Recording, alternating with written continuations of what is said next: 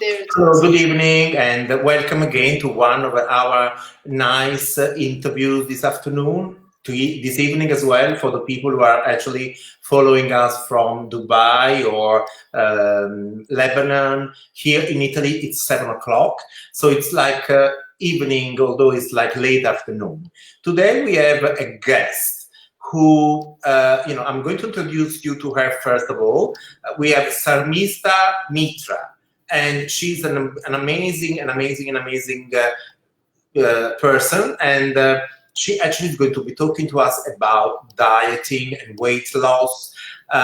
She's going to tell us a little bit, and because we have been stuck in our houses for like 2 months now, we figured that the best person to be in touch with at the moment was just her, because she's going to be explaining to us how we can get rid of all this overweight that we gained while we were locked in. So good evening, Sarmi, and very, very welcome you on Bridges of Light tonight. Gaetano, thank you so much for having me over. It's a pleasure and an honor for me to be here with you today. You're welcome. I was really very much looking forward to having you here on board with us, because I just felt like this was like a great opportunity for people to know you. You are a practitioner from Dubai, and therefore I have a lot of friends actually who are watching from Dubai tonight. So, it would be a very, very good opportunity for them to know you better, and who knows. So we have just started, and we are we got already like 20 people watching us. So do tell us, please, a little bit about yourself. How did you start? And then, where you're from. We were just talking about where you are from, actually, which is one of the continents which I love the most. One of the countries I love the most. You're from India. I'm from India, but I am from everywhere around the world. So basically, people who are Chinese, when I go to a Chinese restaurant, they start speaking to me in Chinese, thinking I'm Chinese. Oh, really? Yeah. And there have been my friends traveling to Japan, and at the airport, they saw someone like me who's Japanese. And then there is some people in the South of America who exactly look like me. So I am like from all over the world. Yeah, and if you would come to Italy, people would think that you're Italian. I don't know.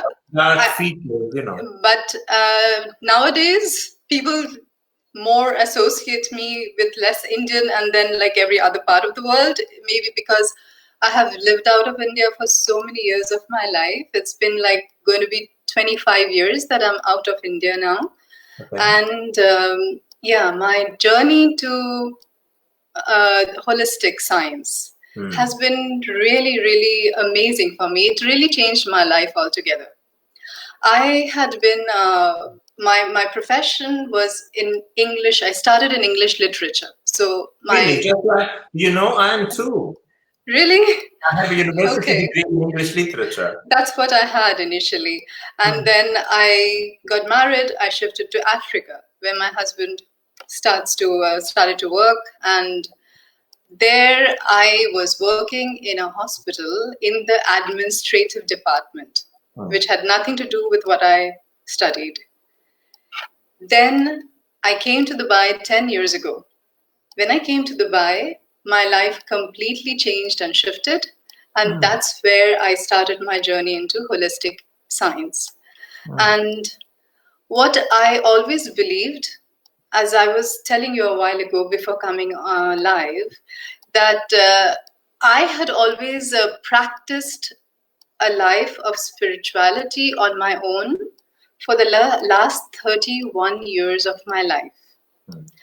And that has really helped me every way in maintaining my body weight, which has been constant ever since, has never gone up or down. Very much like you. But anyway. And when I came into this industry, that was my aim, and I have never fallen sick at the same time. So the idea of how to, use your spirituality, your mind to control your body, your health, not to have diseases, and how to maintain a proper body weight.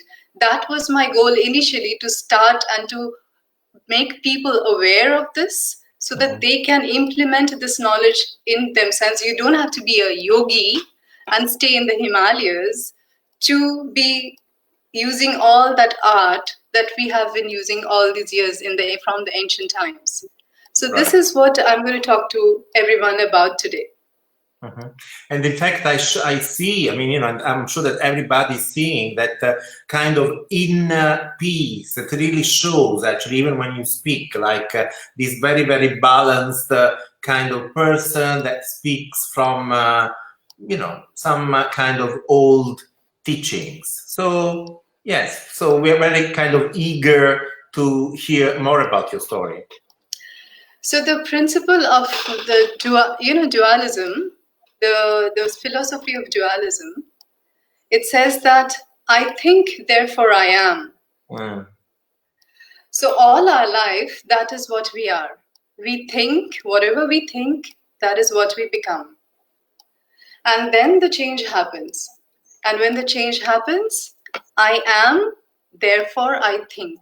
So the change happens then.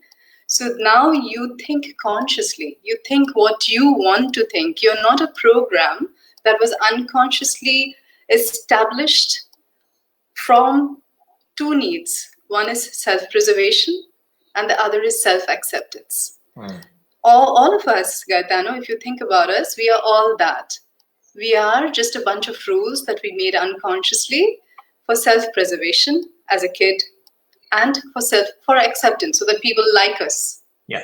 In that process, we have got some distorted ideas about ourselves, which we are not aware of. Like, for example, food. When you think of food, we have learned from media, from our family, that certain food is good and certain food is bad, right? But we don't see food as something that's adding nutrition to our body. So if you the concept of food is adding nutrition to my body. Whatever I'm eating is adding nutrition to my body. And that, if you can truly believe, and while you're eating whatever, even when you're eating a piece of pizza, you're just thinking it is going to add nutrition to my body, you are now nullifying all the previous beliefs that you had about food, that this is bad for you and only salad or greens is good for you.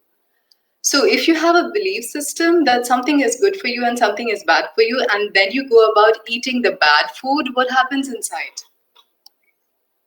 Your unconscious mind is programmed for self-defense, self-preservation, right? But you are consciously doing something which is bad for you. So out of self-preservation, your body will get into a fight and flight mode and trigger those hormones which you don't need for growth and restoration. Right. So what will happen to you? The whole body will go into an imbalance. And the growth and restoration needs a lot of harmony in the body. If we are not harmonious in the body, no growth, no restoration. It's similarly to a country in war. When a country is in war, its only focus is defense. Yeah. And when the country is in peace, then only industrial revolution happens. Then only growth happens. Similar thing to the body. If I am eating what I consider bad, the body is at war with itself. And the body loses harmony altogether. And then for the body to fight back, uses up a lots of energy, which we don't need to. And then, like we have a microbiome inside us, all the trillions of bacteria that live inside us, which help us indirectly also in weight loss and metabolism. They are constantly also in the survival mode, because we have sent an alert system in the body, an alarm that says you're eating bad food. So the first thing that I teach my clients to understand when they come for weight loss is there is no bad food. Amazing. Every food is nutritious. So whatever we are eating, Origin of all food is protein. Origin of all matter is protein. Our body has the capability to convert whatever we are eating into protein and carbs. So we are even if when you're eating carbs, the body has a capability to convert the carbs into protein. It might not be directly when you're eating the protein, the amount of protein you need, but the body has to work harder to create that protein. So basically, it's all about how much you are consuming rather than what you're eating. That's the basic rule. And how do we know how much we are consuming? How much you're consuming. Okay. So again, that also is related to your activity throughout the day. That is normal. Everyone knows, right? Yeah. We need food for energy so that we could function. And if we are not functioning and we are adding on energy, what happens to that food? Our body is again made to self-preserve. It converts that energy into fat and sludge and stores in the body. Right. Why? Because our body is again, there were times when this body is ancient, right? This body was there when we were in the caves. Nothing changed in the body. So when we were in the caves, there was food scarcity all the time. Yeah. We would go hunting, come back after months with food. We had to store that food. So the body is equipped to store food so that you don't die out of hunger. And when we are storing excess of food, and there is no scarcity today of food, what happens? We just add on. So all those concepts that we had, age-old concepts about food, about diet, about deprivation, nothing works if you deprive, Gaetano. The more you deprive yourself, your soul suffers. Right. And then you will do something passive-aggressively more than you ever did before. So deprivation never works, first of all. You have to know that I need the pizza. I will eat as much as my body needs energy, but I will have it. I want to have the cake, fine. But I'm not going to have the whole cake for myself. I'll have as much my body needs to function. For the energy that that cake will give me. Obviously, the energy that the cake will give you will be more compared to the amount of cake than a bowl full of salad. So you will have to consider that cake as your meal then. Right. But no deprivation works. And as many diets that have come into the world, we have all gone through it once in our life or not. The moment you stop, you get back the weight. Been there, done that many times. Yes. Right. That's why I wanted to interview tonight, because it's just like, let me hear another way of approaching to dieting and, nutritionism and all the rest of it. So, yes. No deprivation of diet works ever for anyone, and we are human beings. So at the moment, for instance, I'm myself, Gaetano, I'm doing a ketogenic diet. I'm sure that you've heard of that. Of course, it's a trend now. Everyone's doing keto. Yes, but I'm actually got a doctor who is following me, so I'm actually kind of very rigid in what I'm doing, and I've lost already. But because this is like a deprivation of carbs, no bread, no pasta, and we are in Italy, no pasta, no pizza, of course, no cakes. So I'm depriving myself of all that, but I actually don't feel the urge of having nothing like that at all. That's good. But when you stop the diet, what will happen? For instance, at the moment, I'm really kind of depriving myself because she said that I can't have any. I'm not allowed to have any fruits. And at the moment, there are the most amazing cherries here in Italy, which I would love to eat, but I can't.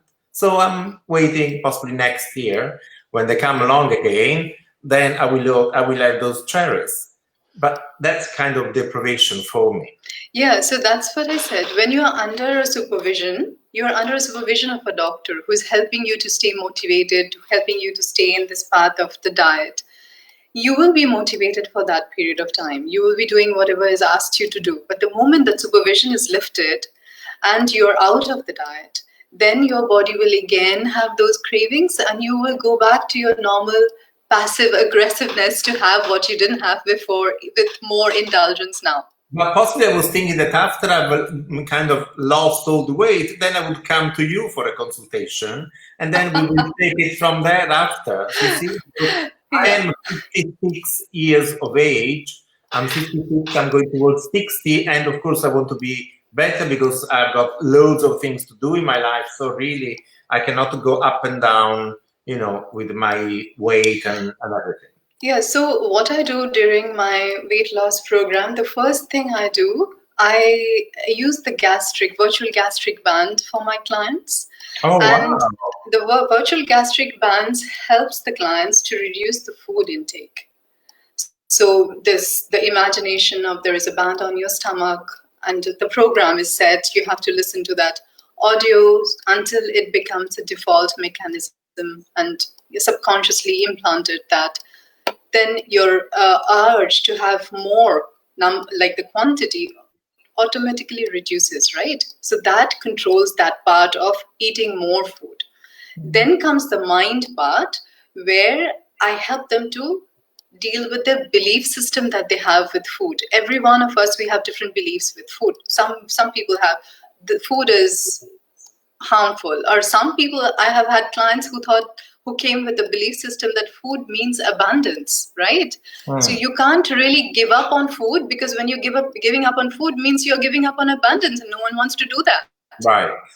Yeah, I've heard that. So there are a lot of belief system that we have to break through first, that's set in the mind, and that in turn helps us to reduce the weight. And the other thing, the emotional part that comes with weight gain, is there is something even deeper that we are trying to hide behind the weight. The weight is a mask or a shield. So what is it that someone who is overweight is hiding? That will be the next stage to break that barrier. So it's like a protection, right? A protection shield. A shield, a protection for something. So there was a client who had come and she said that, okay, she wants to lose weight. But then the protection that the weight was giving her is that I don't want attention. So when I have the weight, I don't get attention, but subconsciously that's planted. But consciously, there is two parts I always tell my clients. One is desire, which is conscious. I want to lose weight. That is my conscious desire. And I don't deserve to lose weight. That is my unconscious mind, which I am not aware of. So because our unconscious is the manifestation of our reality, manifested reality is from our unconscious mind. Whatever I don't deserve is what I get. What I consciously desire is what I don't get. So then we have to break that part and go into that part of the mind and ask, why do you not deserve to lose the weight? So then comes out that hidden aspect that hides behind the weight. So I don't like attention. So why don't you like attention? Then we go back into the past. We do regression work. We go back to the past and find out the reason why this belief was established in the childhood, or it might come from some ancestor or someone else, some parent. It may be coming to the child when the child was in the womb of the mother. It could be at different stages of the life. We don't know, but usually from the time of the womb until the age of 6, 7, and 8, all these unconscious programs are built in. So I don't like attention. That has to be broken. Unless we break that, whatever else we do will just be reducing the symptoms, but not treating the disease. Fascinating. And do you work online, or have to come to Dubai to see you? I work online. We are all online now because of COVID. Thanks to COVID. Thanks to COVID, we can all work with you. Okay, we have some questions, Sarmi. The first one is a lady, Tina. She says, hold on, let me see. She was saying something that really applied to me as well, but let me find out. She said, all of a sudden, yes, beautiful talk about food. What I needed to hear, thank you. No, that's not the question. Sorry. The question is, she was saying, when you see a cake, you would like to eat it all. It's not like, you just like, okay with one little slice. So I know. So that is what I was saying. If you have been, like your conscious mind has deprived you from having a cake or having what you desire, then when you have the cake, you will obviously not be satisfied with one slice. I see. So you're not satisfied with your life? That cake, that slice of cake, which maybe you just need that small slice of cake to satisfy your desire, but you will go into a compulsive behavior where you will have a bigger portion of the cake, which you don't need, your body doesn't need that much of energy, and then that energy will get stored in the form of fat in the body. Why do we do that? Why do we go out of our limits and go compulsive with food? Is because we have deprived ourselves in other times, and then it is the passive part of us goes aggressive and then wants to attack the food and have it all for now, because I don't know if I'm going to get it again. Fascinating. And there is another thing I want to talk to you here about. Like food in general, there have been many households where food is served on the table and you have been told, okay, whatever is served, you have to be grateful. So be grateful, eat what you like, what you don't like, you have to eat. And then what you like, you have to repress. So those kind of households where your likes had been repressed from your childhood because maybe, our moms were tired and they were like so busy with their life that it wasn't easy for them to cook individual dishes for everyone. There was one course which was cooked for the whole family. You as a child, if you liked it or not, didn't matter. You were told that you just have to be grateful and eat it up. So the child grows up with a repressed thought, repressed emotion that I don't get what I like. And the moment the child is capable as an adult to pursue that desire, I can get what I like. It is that subconscious part of the child which was deprived for so many years of childhood just comes out now and becomes compulsive. So it could be so many different reasons for which what we do. And there is no one formula that fits into everyone. So we during the session, it's tailored individually for that individual. What is it that person's issue? Why is she or he compulsive? Okay, we have a guy, Lavkesh, who is also an Indian guy I met in Dubai last time I was there. He asks you how to treat IBS bloating. Okay, IBS, again, it's about the gut bacteria that have gone out of balance. It comes from deep anxiety. So an anxiety is just a symptom that our body creates when we are under emotional threat or when there is an emotional challenge. So we have to figure out what is your threat, what is your challenge that you feel that you are incapable or unresourceful to tackle, and then your body creates those anxious symptoms and your gut bacteria gets nervous, out of balance, and they create this disorder in the stomach. Right. Okay. So then another lady says, I have a question. Do you agree with me when I say our body needs alkaline food instead of acid to be in health? Again, acid, alkaline, our body has the perfect balance system to create everything that it needs. So when we are eating whatever we are eating, the body knows how to convert that to whatever the need is of the day. Don't focus too much on these minute details of what you're eating. Just keep in mind that everything you eat is nutritious to the body.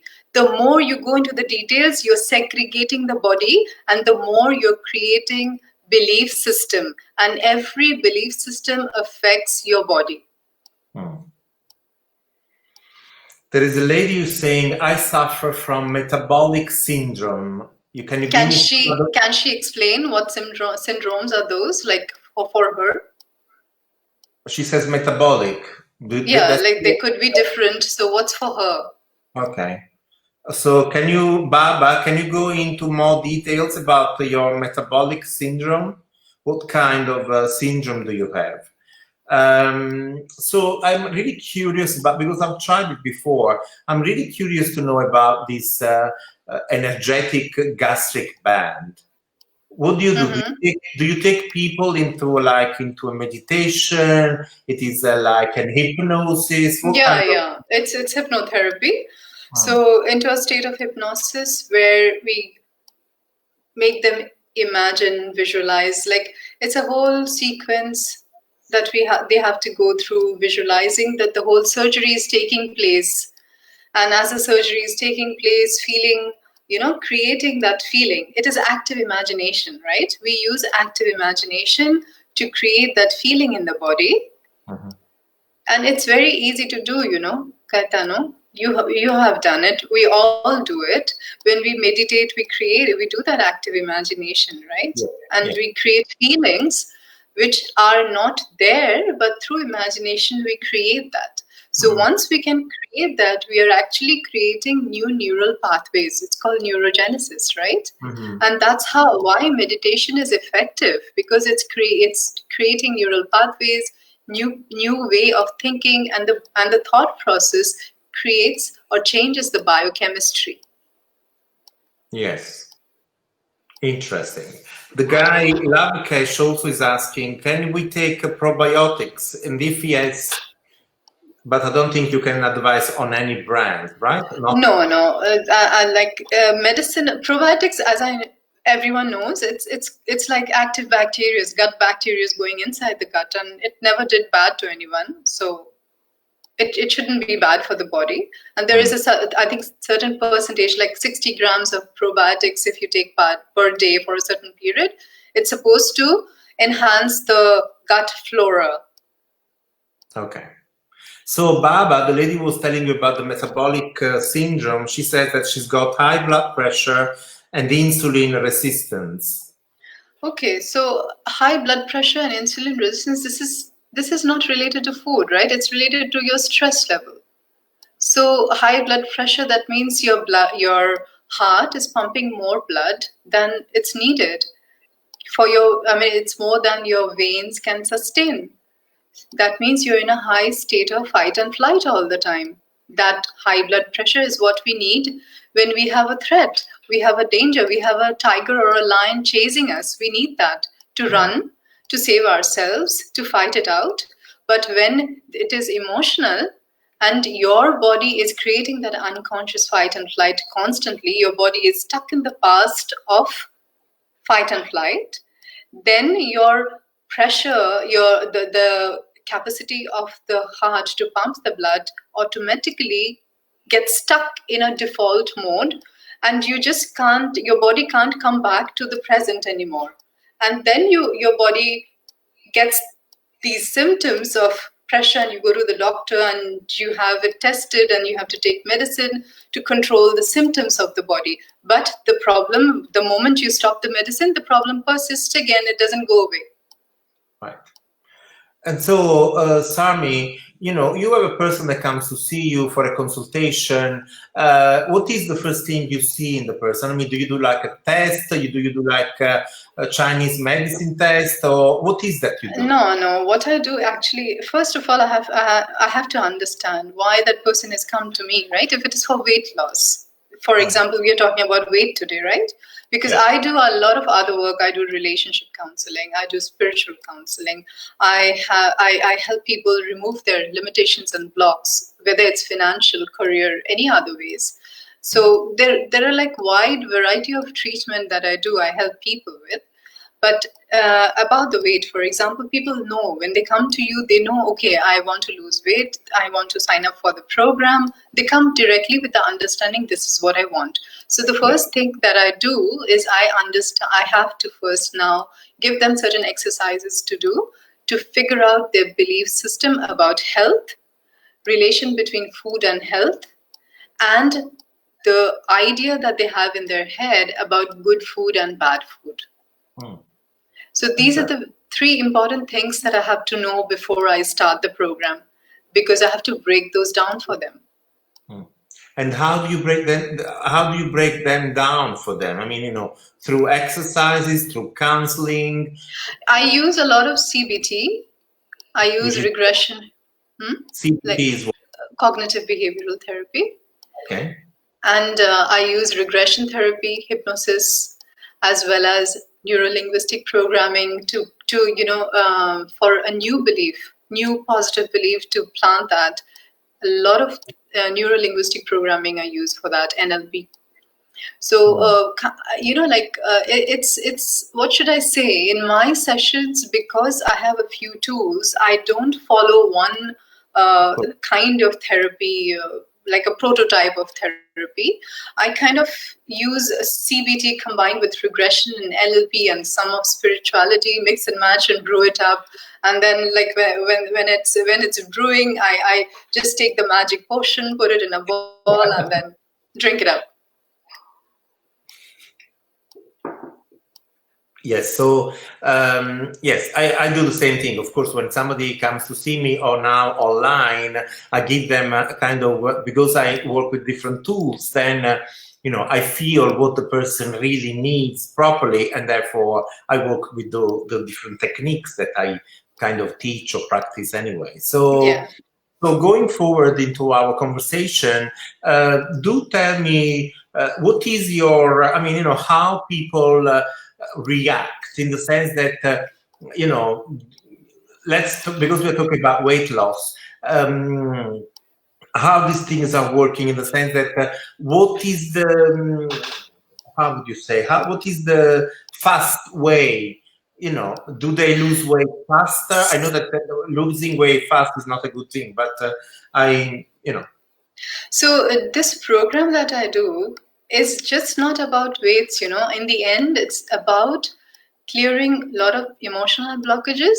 So the whole life of that person, the outlook of that person also changes towards life. And I have had clients who had come for weight loss. They have seen also their changes in other aspects of their life, their relationship, like in family, their work relationship with their colleagues. So it really it manifests into different aspects of their life. Also, even though we are treating the emotional reason for the weight, because the core issue of everyone is one, most of the time I have seen, it's either lack of self-worth, I'm not good enough. So whatever it is, the core issue, once it's treated, it kind of reflects into every aspect of their life, and it can change a lot of things other than just the weight. So it's like I would say, if you come for a weight loss session, you will be positively affected in other aspects of your life too. Right. Other than the weight. Of course, that weight is going to be taken care of. And this is a lifestyle that the program also gives you a lifestyle. Like the amount of food that you eat depends on how much energy that you burn out, like how much work you do. And naturally, you become very, very, open-minded about food. You are no more that person who thinks, oh, I'm going to be very careful when I go to the restaurant. And the moment, there are so many people who go to the restaurant or goes to some party, and then afterwards, after eating, they feel, oh, my stomach is not feeling well and I'm feeling bloated because I don't eat outside, and this doesn't suit me. This is gluten, that is dairy, and that is this. And then they come back with a lot of other issues because one night, or they went out to eat, or they had attended a party. So my outlook that I help people to get into is, you are here, you have a life, you have to enjoy life. Like how we are right now in the COVID situation, we saw that lockdown didn't help, right? We have to live. We have to live with the precautions. It's the same thing that applies for weight loss. We have to live our life. We just can't stop living. We just can't stop eating. We have to continue, but with the precautions. Yeah. Mariella is asking, what do you think about the Mediterranean diet? Lovely. I love it. Hmm. There is no problem about any diet in the whole world. You know, I am an Indian. Our diet consists mostly of carbs and proteins. Like, I'm from the riverbanks, so fish is staple in my food. Rice is staple in my food. I eat rice 365 days of my life. Oh. I eat fish like not 365 days, but at least 250 days of my life. Of the year. So I wouldn't say that there is any food that can be bad. So I would just ask all of you to get this into the mind. Whatever you're eating, you're adding nutrition to your body. It's nutritious. It's what you're eating is not important, but how much you're eating is the only thing that you have to pay attention to. Changing the attitude, towards food and towards yourself as well, right? Totally. So, like most of the people today, we have gluten intolerance, dairy intolerance, and that when you have an intolerance and you're eating those foods, what happens? Your immunity gets compromised because your body is fighting those toxins all the time. Your immunity gets compromised, and then you are more prone to diseases. Right. So first thing is, if you know you have intolerance to certain things, if you know this food is bad for you, then don't eat it until you feel good about that food. Because the moment you're eating something thinking this is bad for me, your body's immunity is getting compromised. Like, I know this is poison and I'm drinking it up. Yeah. Lately, I've done this test about checking you mentioned it earlier, now I can't remember the name of it, the microbiome test to check your bacteria. Gut bacteria, yeah. Yes, the bad bacteria. And then, of course, also a list of things that I cannot eat came back to me from America. I had to have a sample of something, and I had to send them back, and I did all that. Now, what do you think of that? I mean, this is again the same philosophy around it, or it's like really something that we should avoid if we know that certain foods for us are not good for our bacteria? So you now know that this is not good for you. So conscious awareness is that this is bad for me. Once you eat it now with that conscious awareness, again, you're drinking a poison, right? So it's going to affect your body. For instance, when I was little, I used to love eating peppers, green peppers, orange peppers, whatever. Now they come back to me saying that those are poisons for me. And so since that, I've not touched them. But, I'm just kind of longing to have some, because here in Italy, in the south of Italy, especially where I am, they cook beautifully those green peppers, but apparently I cannot have them. So again, Gaetano, about food, one more thing I would like to say. Food is emotionally attached to us, okay? Mm-hmm. So I'll give you an example of a client who as a child used to love eating chocolate cakes, right? And then later on now in life, chocolate cakes is like poison. The moment she eats it, she has severe reaction in the body. So she's become intolerant or allergic to chocolate cakes. So when I treated that client, there was a connection to the food, psychological connection. So there was a time in her life when she was young, when she was eating chocolate cake, and she heard the news came at home that her father had met with an accident. So subconsciously, the child was in a state of trauma. And the chocolate cake is an association with that trauma. So when the child is eating chocolate cake now, she has forgotten the association, of course, but the body hasn't. Right. So there are a lot of things that goes on in the body which has connection with the food, the emotional connection with the food. So whatever you are intolerant to today, which you had wonderfully digested years back, has to have an emotional connection. And we just don't know. We have to figure it out, and we have to treat that. This is very fascinating. I really, really like this conversation. I really feel like, we should have a private one, a private session, because really, really, I feel it's very, very important. Because most of the allergies, like when we treat allergies, clients coming for allergies, it's just emotional reaction to a trauma out of self-preservation. So imagine this client who would have violent reaction to chocolate cakes. Chocolate has no issues. Cake has no issues with that. It's the connection that the accident created the trauma. And at that moment, she was eating the chocolate cake. That brought together, association of that creates the violent reaction in the body. Yeah. So what else? Also, you've heard, I'm sure you have, but I'm not mentioning the author, but about this diet that you had to drink like 500 ounces of celery juice every morning. Yeah. You've heard of that, right? Yeah, we hear a lot of things, but you have to have your own book in your mind. Right. Whatever, there is one principle in my life. Whatever is good for you is right for you. Right. Amazing. Also, I want to ask you, yes, people are saying what an enlightening conversation. People are really following us today because this is a key, actually, kind of live to this afternoon, having it with you. A lady's asking, I'm sure that you're reading the questions. Yeah. I have reduced a lot of carb from my diet, but still I'm gaining weight. Any specific reasons? Yeah, that means it has nothing to do with the food. I don't see the name of the person. If you see the name, can you just tell me the name? Yeah, the name is Palash. Okay. It has nothing to do with the food at all. That means it's not about the carb, or if you would switch over to protein, that wouldn't change your weight at all.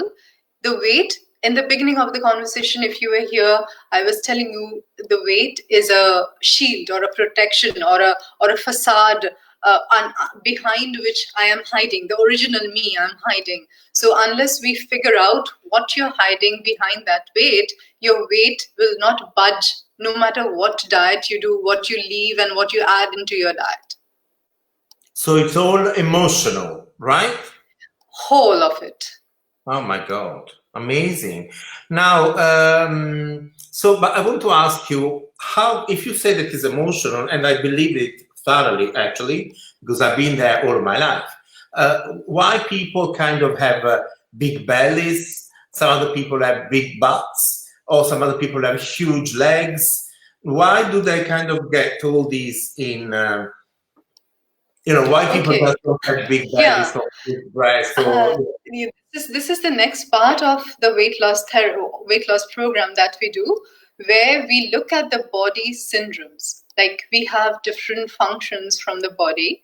Different parts of the body have different functions. For example, we look into that part. So if I am overweight all over, or I'm overweight at a certain part only in my body, then we look at that part of the body and we connect the emotion related to that part, which could be the reason of the energy of that emotion held in that part of the body. And unless we release that part of the body is not going to budge again. It's going to stay overweight. So you will see some of us, we have a bigger, broader upper body compared to the rest of the body, right? Some of us will have a bigger trunk than the rest of the body. And some of us, we have a bigger lower part of the body than the rest of the body. So imagine someone who has a bigger upper body. Just think of what would be the purpose of having a bigger upper body? What would be the purpose? Like what kind of work would that person be doing in the primitive world? Like carrying. Yeah, like upper body work. A lot of farming, upper body work, carrying things, laborer. They might have need more broader shoulders, muscles on top of the body. So, in general, the first question is, have you been doing that yourself? Have you been doing upper body exercises from your childhood, or have you been doing work related to where you need more muscles on your upper body, more fat or more bigger surface area on your upper body? If the client says yes, then obviously we have a source. So it is coming from there. But if the client says no, for example, then the next possible explanation, this is called reverse metaphor. During our therapy, we do this reverse metaphor. We assume where this could have originated and then bring it to the association of the client of today, and then we release it from the client. So we go back to the ancestor. So there could have been one of the ancestors in one of the lineage who might have had that kind of a profession. And it is survival now. I need a bigger upper body for survival. And this body is just created for survival, right? So everything that is for survival gets coded in our genes. Right. And then it is transferred from generation to generation. And then we have hereditary issues. So my father had, my uncles have, my grandfather had, and I also have it. But it's passed on, obviously, from one ancestor where it all had started. Yeah. Similar thing for the middle part of the body. The middle part of the body is related to storage of fat. The trunk, we store fat over there. Technically, this is how the ancient times, when there was scarcity of food, the belly would be the place where the fat would be stored, still stored, and then we convert, the body has this natural capacity to convert it back to energy when we don't have food. So imagine another hypothetical situation where there was an ancestor who lived in scarcity. There was lack of food. Naturally, hoarding food would be the only way to survive. And the only place to hoard food in the body is the trunk. So that ancestor who had survived by hoarding food here would again transfer the genetic information to the rest of the descendants as a code of survival. And the ancestor and the descendants later on would be having a bigger belly genetically, and I would say, oh, my father has, or my mother has, or all my aunts have, and that's why I am like this. But it's coming from a lineage where it was necessary, but today it's not necessary. So we have the technique to emotionally release those charges from our ancestors.